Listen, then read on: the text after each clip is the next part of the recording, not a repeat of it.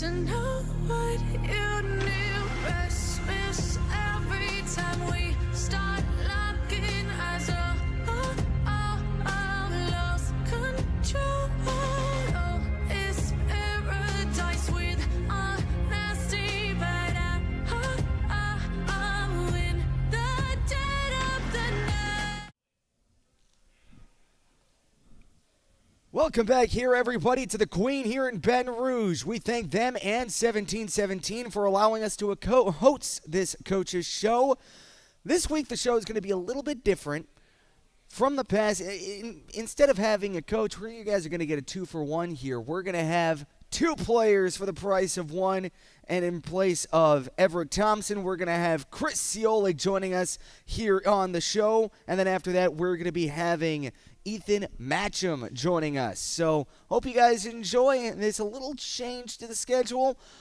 It's going to be fun, but before we get to the players, got to eat your veggies before you get to the meat and potatoes. Let's talk about last weekend against the Monroe Moccasins and the Mississippi Seawolves.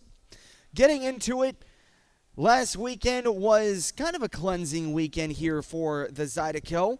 They had power play woes going into this weekend, 0 for 35 on the power play, but thanks to the strenuous power play, they were able to net their first one in a long time against the Mississippi Seawolves, and that's how they got the game's first goal for themselves, but it would be the last goal that they scored, 3-1, your final against the Mississippi Seawolves. And in the Monroe series, they were able to split that against the Moccasins. They lost the first game in a shootout after leading 3-1, but in the second game able to hang on for a 3-2 victory in regulation. And on the weekend, they went 1-1-1, collecting 4 points and a possible 5-point weekend against Monroe and Mississippi. So, let's talk about the opponents here. Next weekend, it's going to be the Mississippi Seawolves. They have so far this season 81 goals for, 184 goals against. Their power play is hovering just around 12.9%, and their penalty kill at a 74.7%. So far this season, they are 6-30-3 for 21 points and 7th in the division. They are just 1-10 in their last, 1-9 in their last 10 games, and they snapped a 12-game losing streak against the Zydeco last weekend. They had their first win against the Zydeco, and the first win since January 10th overall.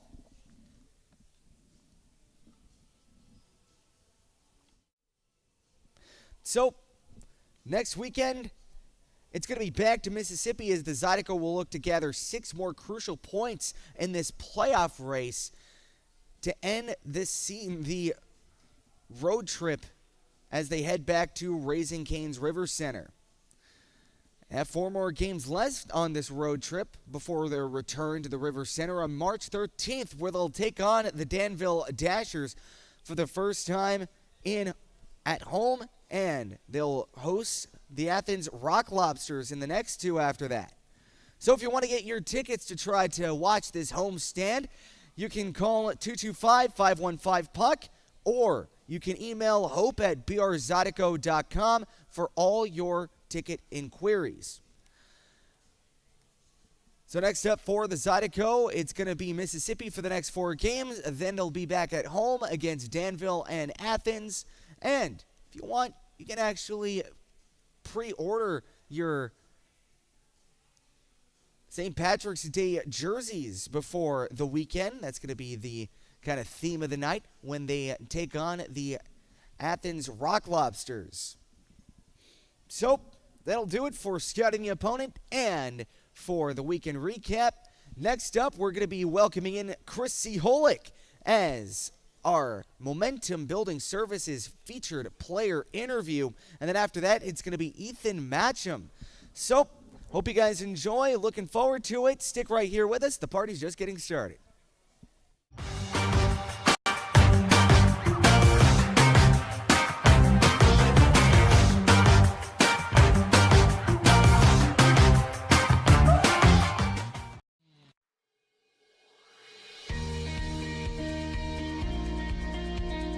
Men's Network started when I went to a computer club meeting in the 7th grade that Brett organized. At that point, I had never met anyone that was as good at computers as Brett was. And by the 8th grade, we figured out that this was something that we could do professionally. So we moved to Baton Rouge to go to LSU, and that's really where our business got planted. Give Immense a call. Let us show you how IT should be done.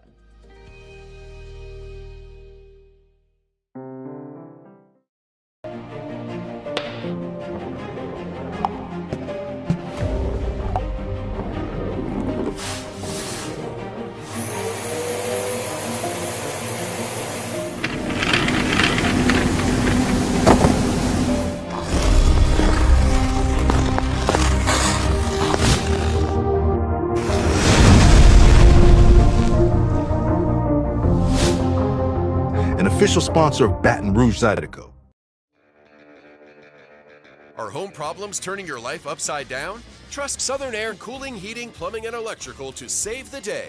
From electrical issues to keeping you comfortable, plumbing repairs, and even generators, we do it all. Southern Air Cooling, Heating, Plumbing, and Electrical, your one-stop solution for electrical, AC, plumbing, and generators. If you need us to save the day for you, call or visit us online at southernnairbr.com. For the ultimate game day experience? Come to the Queen Casino in Baton Rouge. Savor game day platters and snacks, plus drink specials at 1717 Kitchen and Cocktails. Wall-to-wall, state-of-the-art TVs mean you'll see every touchdown, Hail Mary, and big turnover in crystal clear HD. Place your bets and feel the thrill of every play with our DraftKings Sportsbook. So come out for game day and let our team make you the MVP. The Queen Casino in Baton Rouge, where every moment is a win. Welcome back here to the Queen here in 1717. Before we continue this broadcast, we want to thank the Booster Club here for the Baton Rouge Zydeco for all their hard work and everything that they do here for the team, including packing us snacks and even getting us pizza yesterday. So if you want more information on the Booster Club, you can scan the QR code on screen, or you can contact brzydecoboosters@gmail.com or follow them on BRZ Boosters Club on all social medias. As we head back on to the stage, I have Mr. Chris Ciolek with me, who is going to be kind of filling in the spot here, and you can hear the cheers from the crowd from Ethan Matcham, who is going to be joining us here later. So, Chris, welcome to the show. How you been? I'm good. Can you hear me? Yeah, there you go. There you go. I'm good. Thanks for having me, Brian. Yeah, thank you for joining us. We haven't seen you in a while. Catch us up on what's been like in your personal life, man.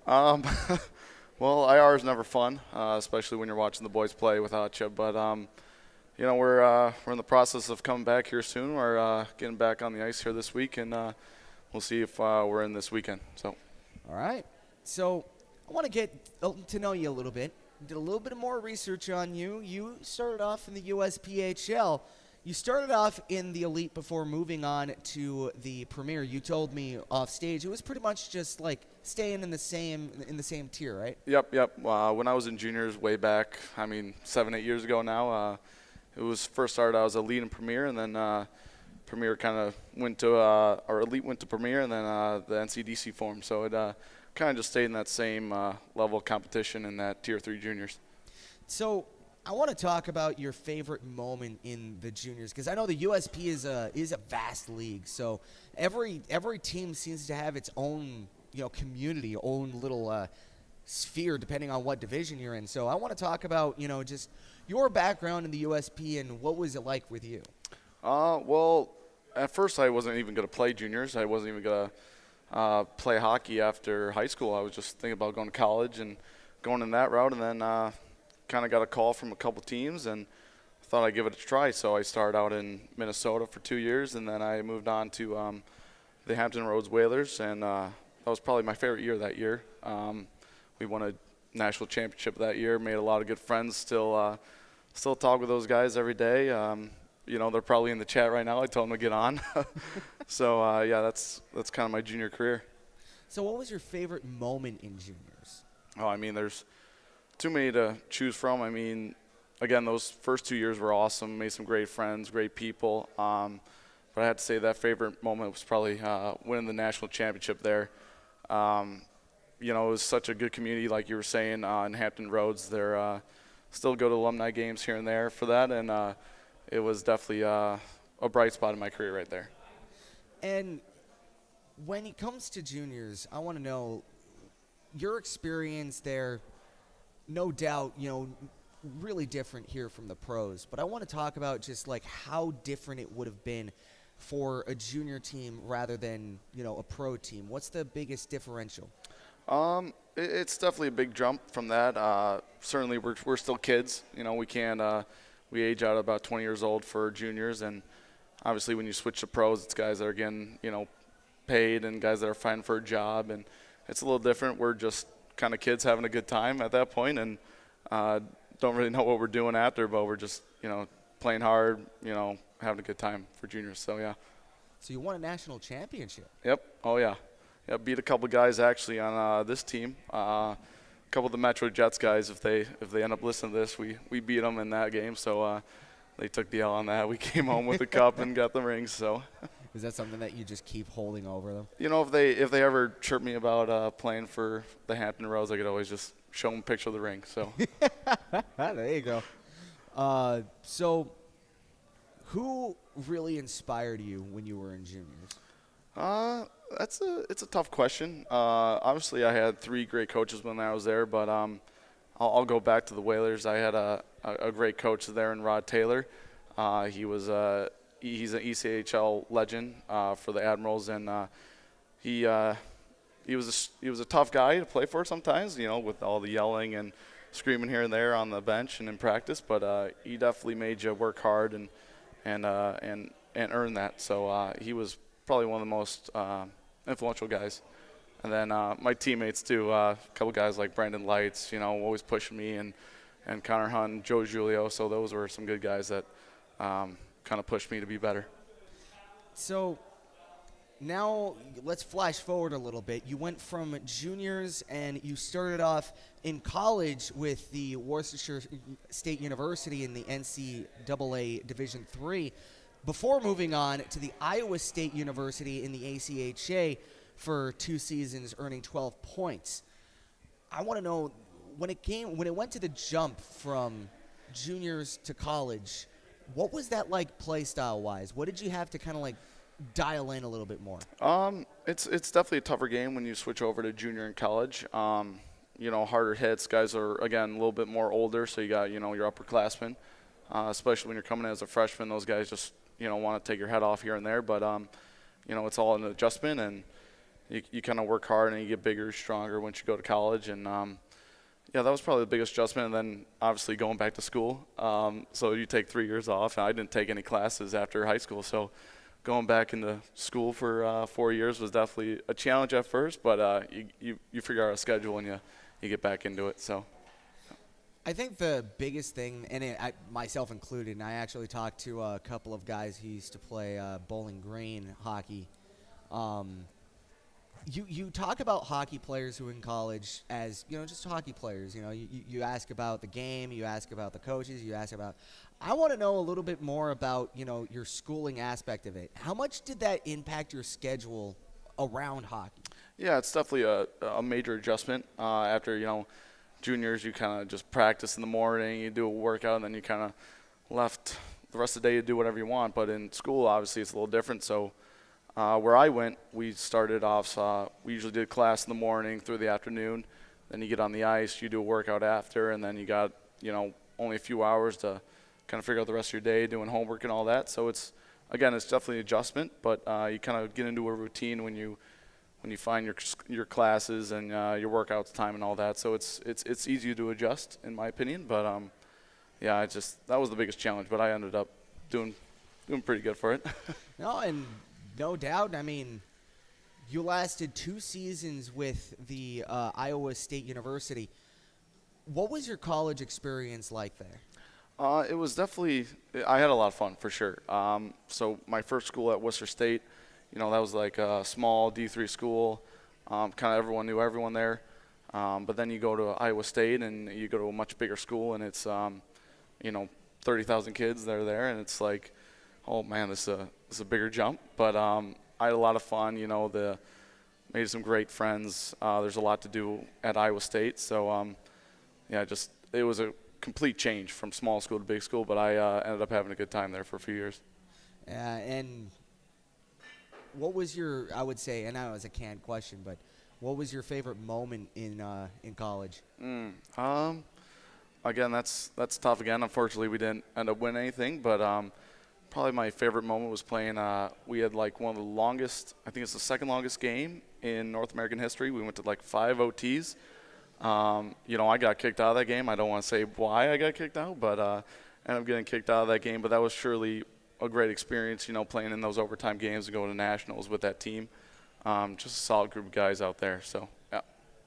So 5 overtimes, and I know you said you were kicked out for it, but no doubt you were still kind of hanging on the edge of your seat watching that. Yeah, it was surely it was a tough moment to get kicked out of that, but watching the guys compete. Unfortunately, we lost to that one, and I knew a couple guys actually in pros that were on that team, so kind of tripped me a couple times for that. But that was a tough way to end that year, but it was still just a great team. Made a lot of friends that year as well.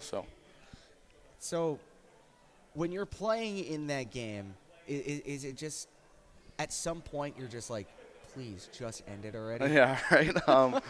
You kind of get your fluids in after every period and, eat a couple mustard packs just to keep the legs going. But, when you think about it then, it's tough and you don't want to keep playing. But you look back on it then and it's just like, oh, man, I wish I could go back and play that game again or go back in college one more time with the guys and, put on the school crest and all that. But, it was certainly a great time in college. So now that you're talking about Chris, let's talk about the one that's on your left breast right here for the Zydeco. So far this season, you have played 19 games, earning 7 points. Unfortunately, we haven't really seen you as of late, so how's the injury doing? It's good. It's a lot better. Unfortunately, when we were in Topeka, I kind of had that injury and been sidelined ever since, but it's getting a lot better, and we're back on the ice, so we'll talk with Everett and see what's going on, what he wants to do with the lineup and all that, but it's certainly a lot better. But again, this was one of my first major injuries or ones that sidelined me for a few weeks, so it's always tough being out of the lineup, like I said earlier, but we're getting back into it now. And just watching the guys from the tube, that has to be tough. Yeah, it's always tough. I always think I could, do a little something to help, but we still got a great squad, even without Match and I. But it's always tough watching when you could contribute in some way. And you started off your pro career with the Blue Ridge Bobcats last season, and you got traded to the Carolina Thunderbirds that season. And this season, you actually started out with the Motor City Rockers. Then you ended up here in Baton Rouge. Yep, a little bit of a suitcase. But I know a few guys have been through a few more teams than I have. But yeah, it's been quite the journey so far. Being, I didn't know I was going to play, same thing with juniors. I didn't know I was going to play pro after college. I thought I was going to get a job and move on, but saw an opportunity to play for a few more years, and I decided to take it. So, talk to me about that. After college, what kind of changed? What happened? I didn't like the way our season ended for college, and I still had a little bit of spark in me. I still want to play some hockey and meaningful hockey. And I saw an opportunity, went to a few camps. The people at the camp said I could make it. So I just signed with the Bobcats and went on from there. How did that come about? Did you just get a phone call or something? There's for this league, there's pre-draft camps or camps where you could showcase yourself, and I decided to attend one, and they had about maybe 5 or 6 teams that were watching, so got a few contacts from that, and then decided I wanted to continue my career. So now that you're here in Baton Rouge, what would you say your favorite part about this city is? Well, that's a tough one. Certainly the food's definitely out there. I haven't tried. That's a popular answer. Yeah, I haven't tried crawfish yet, but hopefully we'll get that broil going or whatever they do. But it's nearly crawfish season. Yeah, I've tried some gator. some gumbo, obviously, pastalaya. I'm not a big fan of jambalaya with the rice in it, but I'll take the pastalaya. And then certainly the fans and the people that support us are top notch here. It's only getting better and better. I used to, obviously being from other teams, I played down here, and I always thought the atmosphere and the crowd always got into it. So it's nice being on the other side. So talking about the team, what's your favorite part about the Zydeco? Team-wise, I think we got a great group. We always keep it light in the locker room, and love throwing out chirps here and there, especially during football season. We got a lot of guys that, like certain teams. We got the Lions, Vikings for Matcham over there, but a couple of guys, Lindy, me, and Larwood love the Bills, so we're all from Buffalo, and it was always during the season, football season, we always send out chirps to each other, but that's all said and done, but still, we keep it light in the locker room, so that's a good part. And do you find that more of an effective way to go throughout the season? I think so, yeah. It's always get a little jab here and there, or, get them going for practice so maybe they compete a little bit harder. But, yeah, it's good to keep it light but also know when to be serious, and I think we do a really good job of that. So how's your pro career going so far in your mind? I think it's doing pretty well. Obviously, it's tough going from team to team sometimes. I always find it hard coming in right away and trying to make friends, but just trying to be yourself, and you'll find guys that accept you, and every team's been very accepting, but learning the systems is also tough as well, but yeah, I would say it's gone pretty well so far. And I guess kind of sachets into the next question that I have for you. When it comes to your play style, how much of it did it change from college to the pros? For me, I feel like I've kind of kept it the same. I always play a hard-nosed style. I keep it really simple out there, like a kind of a 200-foot game.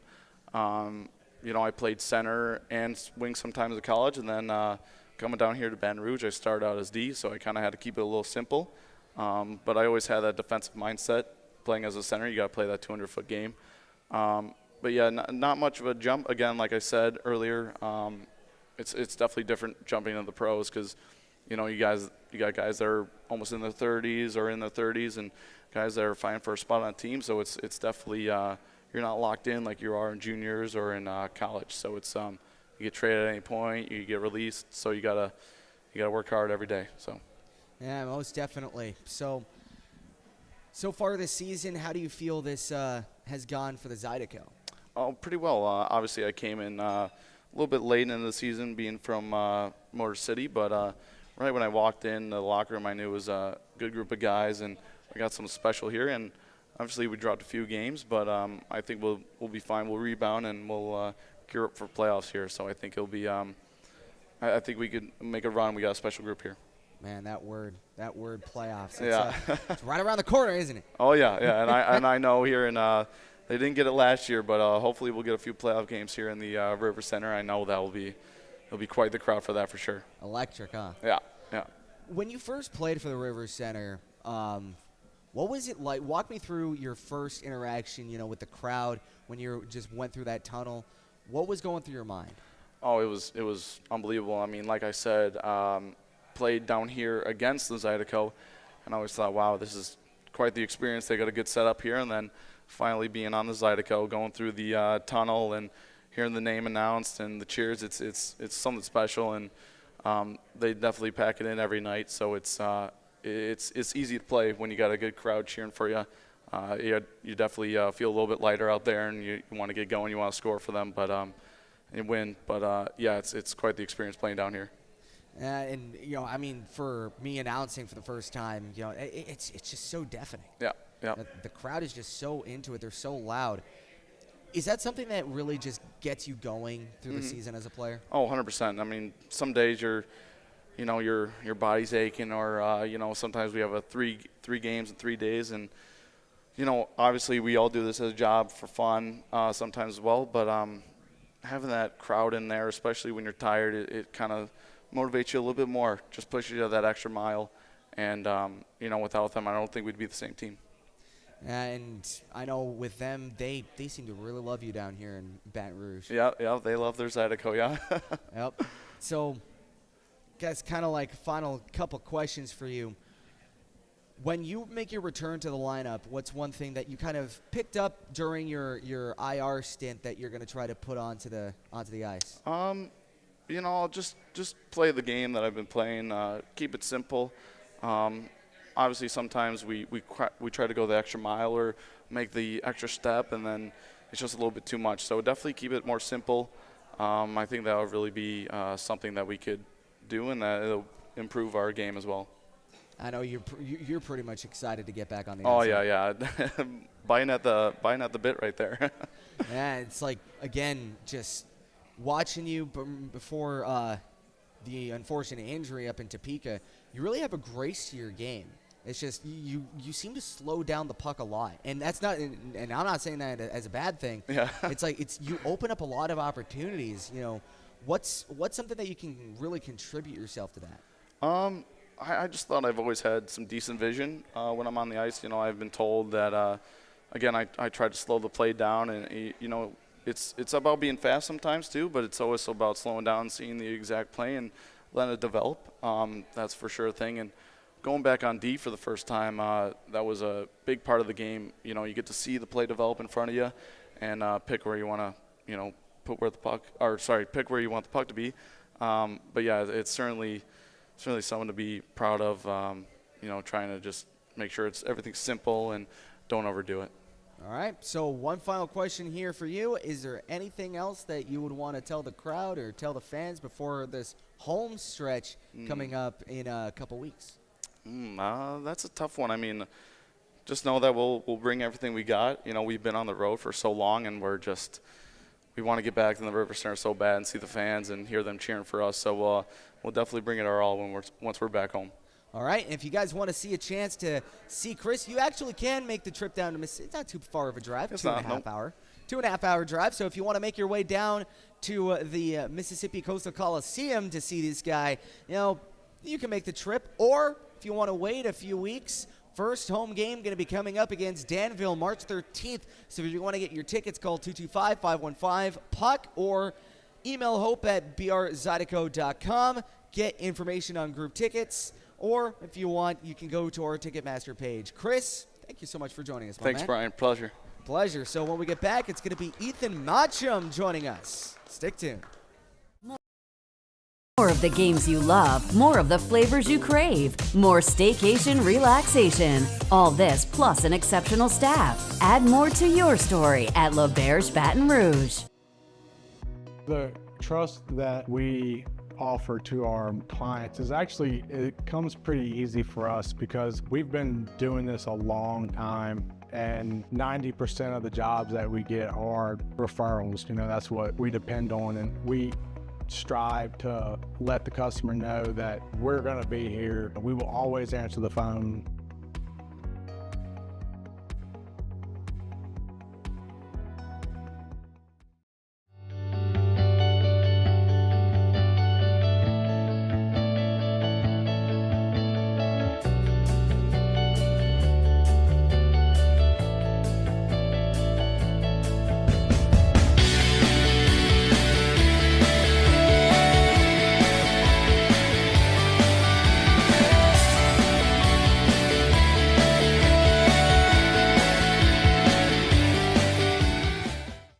We do things with passion. Everybody here really is invested. So if something can be done better, we challenge the status quo.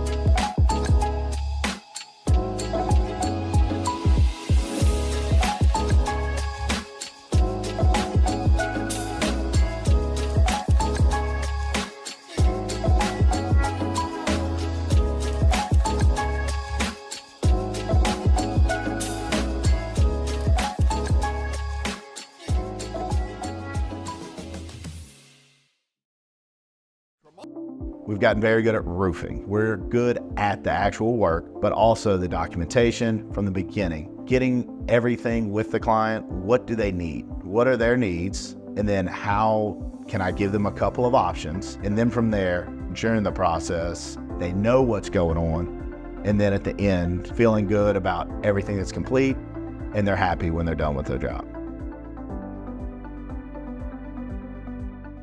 For over 90 years, Don's Seafood has been a Louisiana staple.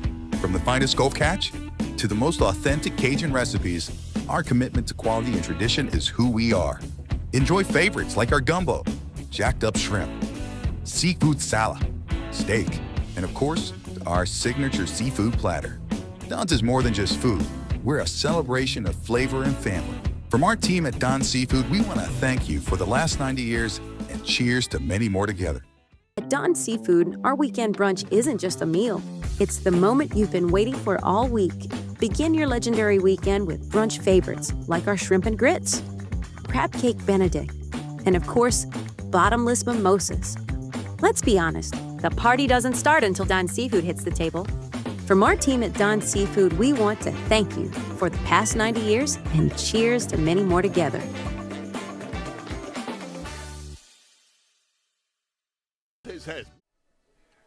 Welcome back here to the Queen here in 1717. Next up on the docket for our second featured player interview brought to you by Momentum Building Services, I have Ethan Matcham joining the show. How's it been, buddy? We're doing good, hanging in there. Obviously, battling an injury is never easy, so we're getting through it. Better days to come, so get to hang out with Chris for a couple more days here and maybe learn a new thing about him, but seems like I've known everything about him now, but we're doing good, hanging in there. How are you? I'm doing pretty well, thank you for asking. You know, you're the first player to ask me how I'm doing. How are you doing then? I'm doing great, and you know what? I learned something about you. You're a very nice, kind soul. Yeah, I get that a lot. So, how's your arm healing up? It's coming along. Obviously, it sucks, right? Going down, not being able to battle with the boys, but did the work, spent the time, and getting ready to go back on the ice here soon. So looking forward to it. And I know Chris said that he was chomping at the bit as well to get back on the ice. Similar to you? Yeah, similar way, but obviously hand injury is never fun, and just got to take care of it, get the body rested up, and hopefully we'll get in the lineup here soon. Yeah, and right now it seems like you're trending into that position, huh? Yeah, we're on the rise here, so if not this weekend, maybe next weekend, and we'll see how that goes. So similar to Chris, I want to get into your background a little bit. I know you spent time in juniors. You spent time with the KIJHL, MIJHL, and VIJHL. So three junior hockey leagues, and I want to know, what was the varying differences between the three? So yeah, obviously just kind of junior leagues all throughout Canada.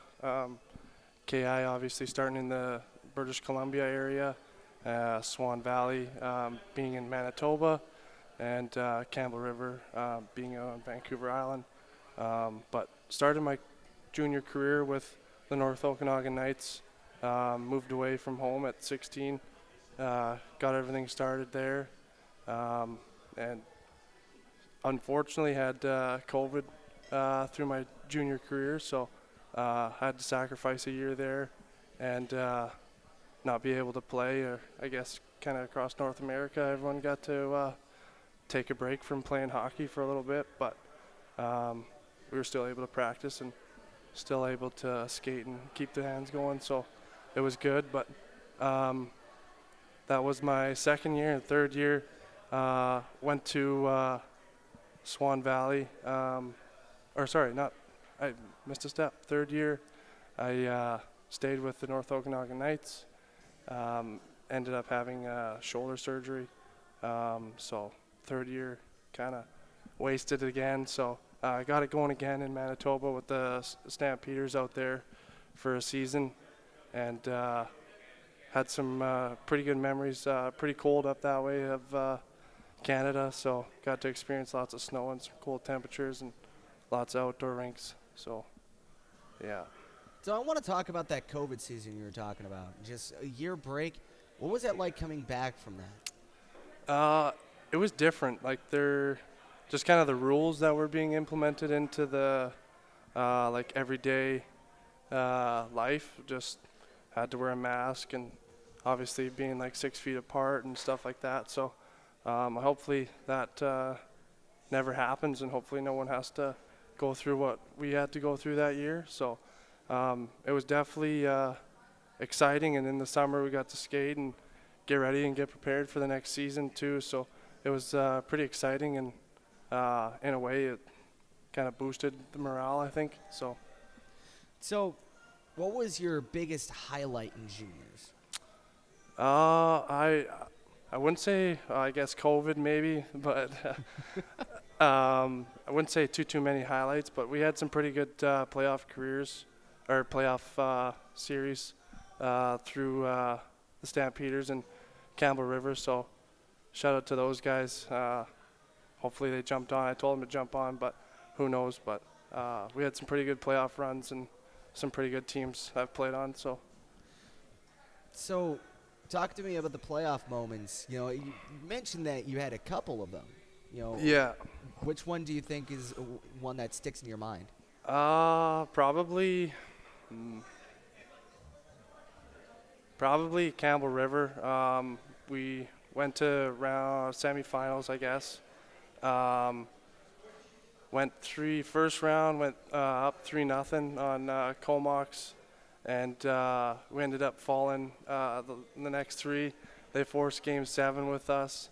Luckily, it was back in the Brindy, and we finished her off and went on to play Oceanside and forced them to Game 6, but we lost in overtime, and that notched the junior career. Obviously, once you hit 20 years old, then you got to move on to college, or obviously pro hockey, or some sort of a career. So yeah, that's kind of why I'm here now.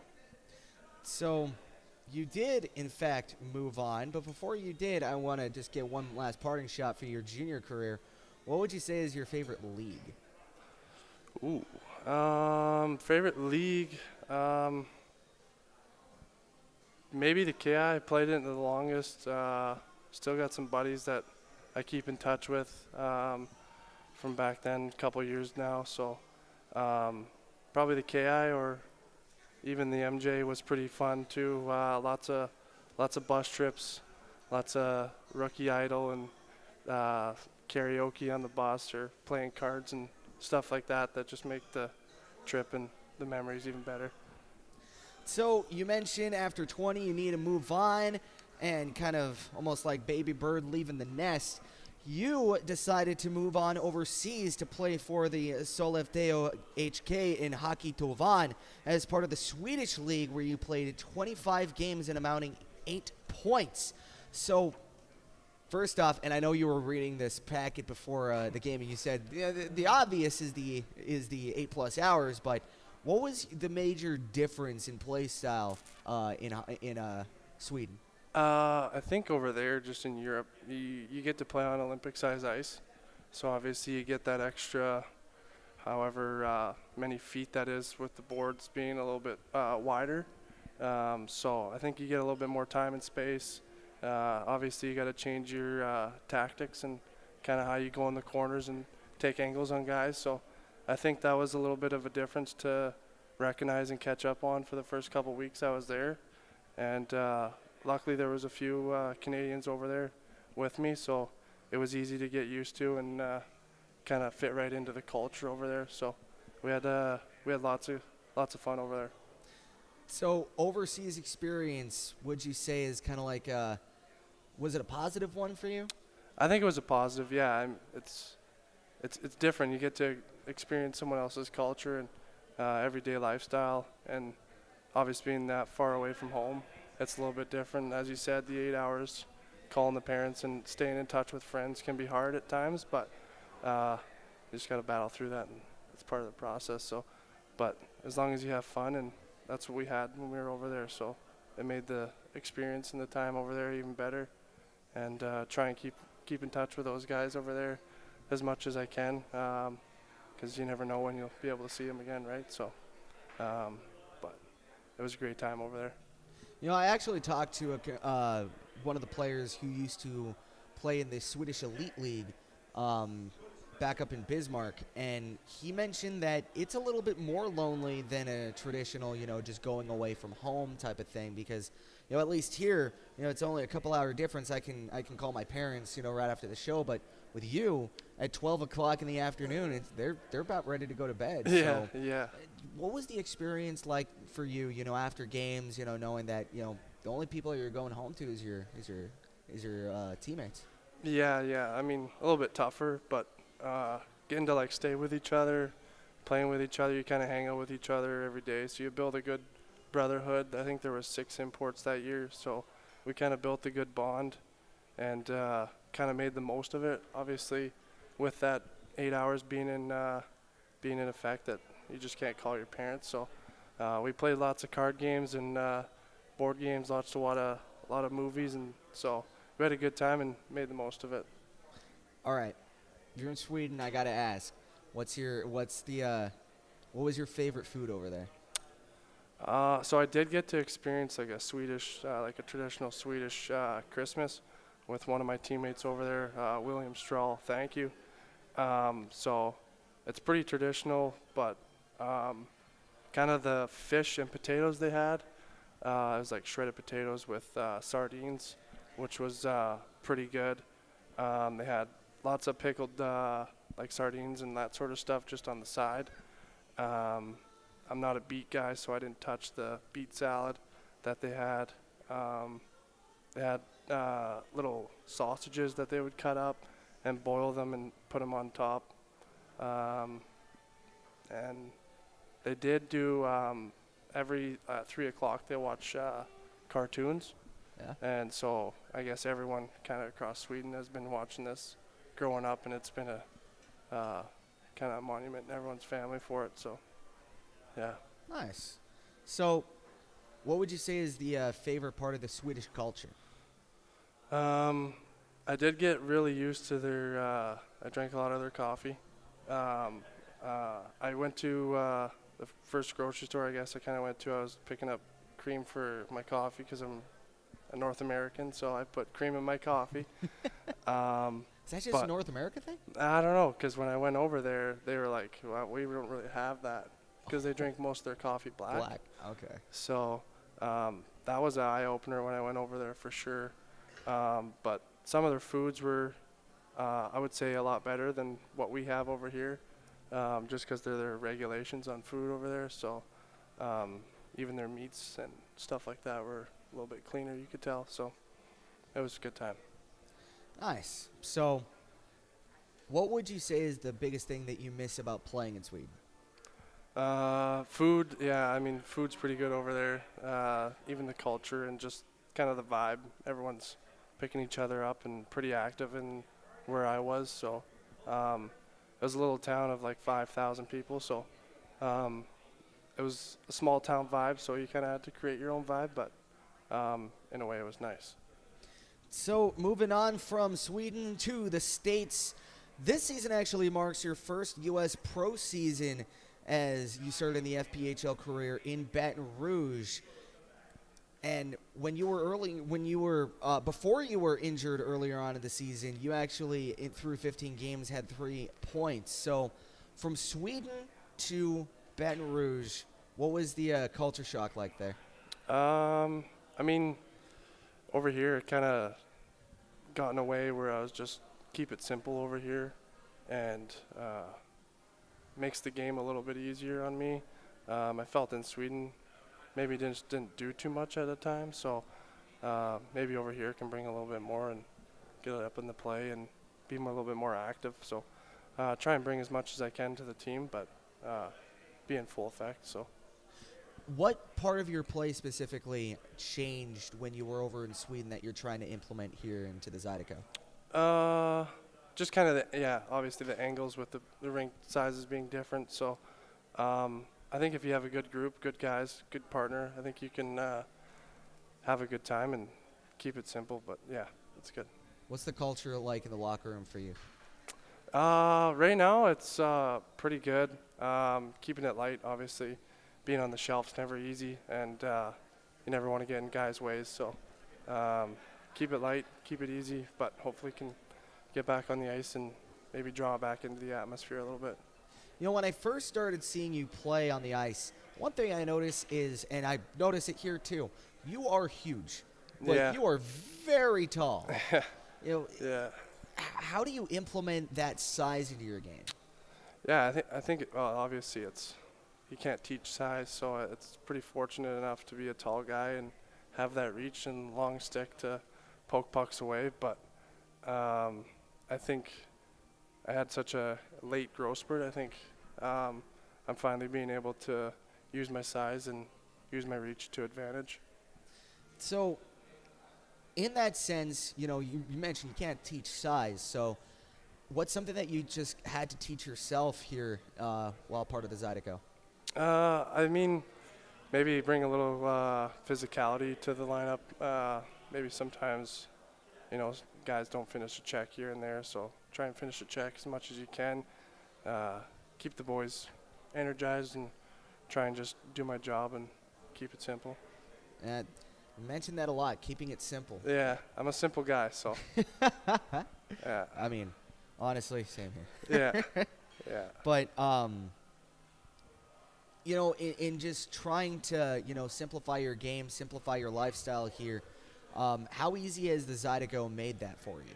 I think it's been pretty good. I mean, I came in probably about 2 months ago. So I was in Macon for a little bit there for training camp and then went home for a little bit and came back and went home, figured everything out, and came down here and got everything going with Everett and the Zydeco. So was pretty fortunate enough to be able to jump into a group that's pretty gelled and pretty energized. So I was happy that I was able to give to the team. What was the major differences from Hockey Tuvan and here in the FPHL? Kind of similar in a way where you're playing obviously being a younger guy, you're playing a little bit older guys. So in a way, I think Sweden kind of taught me, like I'm not a 16-year-old moving out of home anymore. I'm a grown man, and so I should be able to pick up on any play and pick up on any style of hockey wherever I go. So pretty fortunate to be able to come down here and use my skill, use my talent, and have a good time here. And you mentioned your injury seemingly healed a little bit better? Yeah. So it's all healed up, and hopefully we can get back on the ice and get going here and try and win a couple games for this playoff push. And obviously the standings, you look at the standings right now, it's getting tight, so we're coming down to an important stretch of the year, and I think if we can get off the IR here and get moving, and we'll hopefully have a good run at this. When you left the Zydeco, you guys were sitting comfortably in second place. Now you guys are trying to get back into the top 3 spot.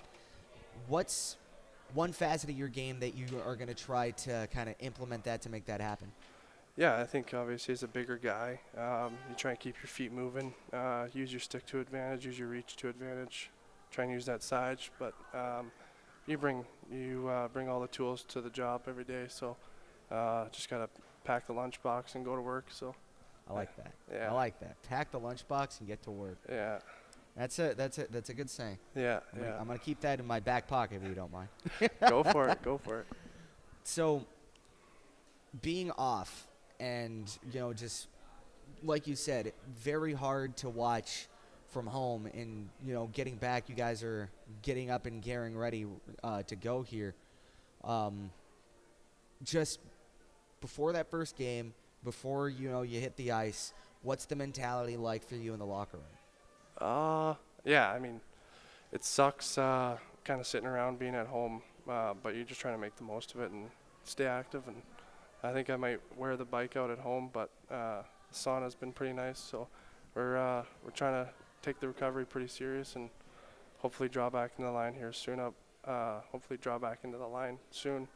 But try and bring as much as you can to the table, and hopefully, like I said, this playoff stretch can be a good one to remember. Yeah, no, most definitely. And I think that's everybody's goal here is to give Baton Rouge a playoff run to remember. Yeah. So just talking about your play style real quick, and before you went down with that injury against the Bobcats, you seemingly had a little bit of a grit to you, when it comes to getting into the dirty areas. You were pretty much the enforcer of the team. Do you think that's going to change? You might have to ask Aaron Shaheen or Elias Thompson on who's got that, but I don't think I'm up in the topics for that yet. But who knows? Maybe we can lay some body and see where that goes. But you just try and bring as much as you can and have the most fun. Yeah, and right now I feel like it's going to be fun getting both of you guys back up in the lineup, especially with the guys who made their return in Eli and Willie. So just seeing you guys match up, seeing you guys slot back into the lineup, it's gonna be pretty interesting to see how you guys gel together with them. Yeah, I think it's good. It's like you said, it's an important time of the season. So hopefully we can all draw back in the lineup, gel quickly, and maybe get on a heater here and see what happens, and maybe mess up the standings a little bit and move up a few spots. But I think we got a good group of guys. We got some important games coming up here. We'll get back into the River Center and hopefully bring Baton Rouge, bring some Zydeco hockey to this town. So I'm looking forward to it. Yeah, most definitely. And now before we kind of wind down this show, I want to kind of ask you, and just more gearing towards the playoffs here, what's one thing that you're just trying to do to prepare for the postseason? I think endurance, cardio, you try and keep up on that. Obviously, you never know. Tough schedule, 3 nights, 3 games here and there. So you just try and stay to the best physical ability you can stay. So, like I said, try and stay on the bike, keep active, stay in the gym. So, I'm looking forward to it. Is there anything that you're working on particularly to get ready to get back into the lineup? As a bigger guy, I mean, obviously balance and stability is a big one. So anything legs and core to do. So I'll do lots of that in the gym, and with this upper body injury, try and keep everything moving and try and keep your physical ability up. So. Physicality seems to be a big notion of your game. When you were in juniors, was it pretty much the same? Because I know you mentioned you had a late growth spurt. Yeah, so at like 14, 15, that was when I sprouted about a foot or so, and that's when I kind of realized that I was going to be a big guy at being like 6'2", 6'3" at like 14, 15. So, and then growing into 16, it was a change. Kind of felt like Bambi at times on the ice, but. Like I said, try and stay in the gym as much as you can, and never try and let that be an excuse to your game. So, besides hitting the ice and getting back with the guys, what's one thing that you're really looking forward to getting back in the action here? I mean, just every day, you just joke around, being with the guys, having fun. It's always a blessing to get up and be able to go to the rink every day, and you just can't thank these guys enough that keep this brotherhood going. And you got friends like Chris that's eating a burger right now. That's looking really good. I know he mentioned that he wanted to order something here in 1717. So right now that must be torture, just watching that and just salivating. And I think the worst thing is that he probably just ordered one for himself and didn't order me one. Oh, dude, come on, bad teammate. And here he is asking me how I'm doing and everything, and you're doing that to such a great, gentle giant over here. Come on, man. He's just shaking his head no. Giant but not gentle. And, I think that's a good moniker to leave off of here for you on the ice. So just one last question, and you can get to destroying a burger yourself. Is there any final thoughts you have? I think it's awesome to be here. Obviously, the booster club and everyone that's involved in this team. They do such an incredible job, and we can't thank them enough. Otherwise, if it wasn't for them, the ship wouldn't be flowing. So, you know, you kind of take everything with a grain of salt. So, it's happy to be here, and it's a good vibe here. I like it. Grain of salt, just like the one you're going to get on your fries here right now. So if you want to get your chance to see Ethan Matcham here, you can make the 2.5 hour drive to Mississippi, to the Mississippi Coastal Coliseum. We hope to see you there, certainly. But if you don't want to make that trek in just a few weeks, these guys are going to be home here at the River Center taking on the Danville Dashers. You can get your tickets by calling 225-515-PUCK, or you can email hope@brzydeco.com for any group ticket info, or go on to the Ticketmaster page. A little bit easier for you, and it's a little bit less of a time and a hassle in dealing with people. But I think that'll do it. Thank you so much for joining us, Ethan. Me, guys. Thanks for coming out. Thank you so much to the Queen here in Baton Rouge, here in 1717, for allowing us, as always, to have our coaches show. And we look forward to having you guys this weekend. If you can't join us in person, we look forward to having you guys on the YouTube. Thank you so much for joining us here in the Queen, here for the coaches show.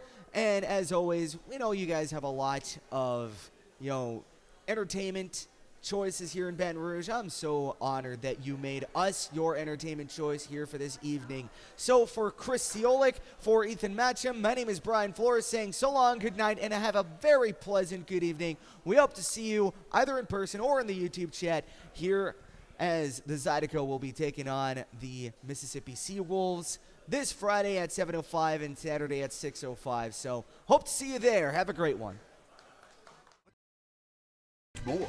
Tremonti's on-site catering is the best in Baton Rouge. Our friendly staff brings everything to our client's location, set up, serves guests, and cleans up once our guests are satisfied and full. Tremonti's caters weddings, corporate events, parties, luncheons, crawfish and shrimp boils, breakfast, fundraisers, barbecues, and much more.